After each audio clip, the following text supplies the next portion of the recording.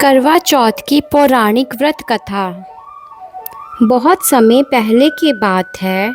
एक साहूकार के 7 बेटे और उनकी एक बहन करवा थी। सभी सातों भाई अपनी बहन से बहुत प्यार करते थे, यहाँ तक कि वह पहले उसे खाना खिलाते और बाद में स्वयं खाना खाते थे। एक बार उनकी बहन ससुराल से मायके आई हुई थी। शाम को भाई जब अपना व्यवसाय बंद कर घर आए तो देखा उनकी बहन बहुत व्याकुल थी।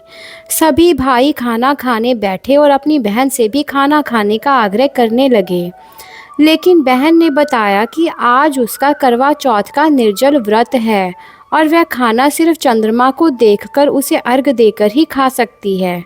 चूँकि चंद्रमा अभी तक नहीं निकला है, इसलिए वह भूख प्यास से व्याकुल हो उठी है। सबसे छोटे भाई को अपनी बहन की हालत देखी नहीं जाती और वह दूर पीपल के पेड़ पर एक दीपक जलाकर चलनी की ओंठ में रख देता है। दूर से देखने पर वह ऐसा प्रतीत होता है कि जैसे चतुर्थी का चांद उदित हो रहा हो। इसके बाद भाई अपनी बहन को बताता है कि चांद निकल आया है, तुम उसे अर्घ देने के बाद भोजन कर सकती हो। बहन खुशी के मारे सीढ़ियों पर चढ़कर चांद को देखती है और उसे अर्घ देकर खाना खाने बैठ जाती है।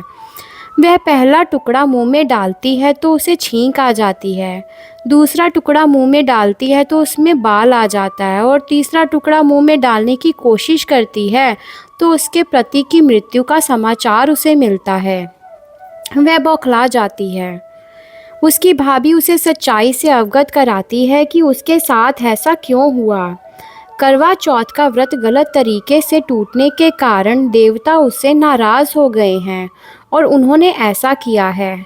सच्चाई जानने के बाद करवा निश्चय करती है कि वह अपने पति का अंतिम संस्कार नहीं होने देगी और अपने सतीत्व से उन्हें पुनर्जीवन दान दिलाकर रहेंगी।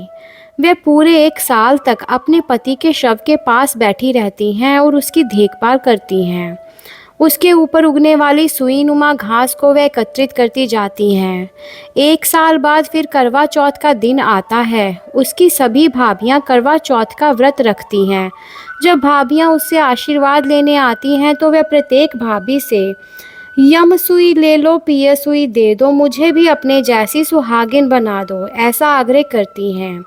लेकिन हर बार भाभी उसे अगली भाभी से आग्रह करने का कह चली जाती हैं। इस प्रकार जब छठे नंबर की भाभी आती हैं तो करवा उससे भी यही बात दोहराती हैं। यह भाभी उसे बताती हैं कि चूंकि सबसे छोटे भाई की वजह से उसका व्रत टूटा था, अतः उसकी पत्नी में ही शक्ति है कि वह तुम्हारे पति को दोबारा जीवन दान दे सकती हैं। इसलिए जब वह आए तो तुम उसे पकड़ लेना, जब तक वह तुम्हारे पति को जिंदा ना कर दे उसे नहीं छोड़ना। ऐसा कहकर वे चली जाती हैं। सबसे अंत में छोटी भाभी आती हैं। करवा उनसे भी सुहागिन बनने का आग्रह करती हैं, लेकिन वह टालमटोली करने लगती हैं। इसे देखकर करवा उन्हें ज़ोर से पकड़ लेती हैं और अपने सुहाग को जिंदा करने के लिए कहती हैं। भाभी उसे छुड़ाने के लिए नोचती है, खचोटती है, लेकिन करवा नहीं छोड़ती हैं।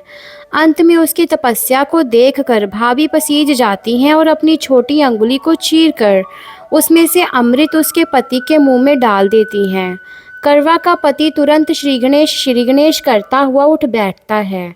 इस प्रकार प्रभु कृपा से उसकी छोटी भाभी के माध्यम से करवा को अपना सुहाग वापस मिल जाता है।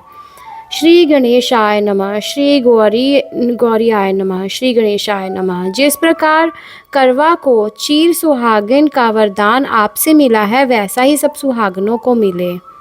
जय श्री गणेश।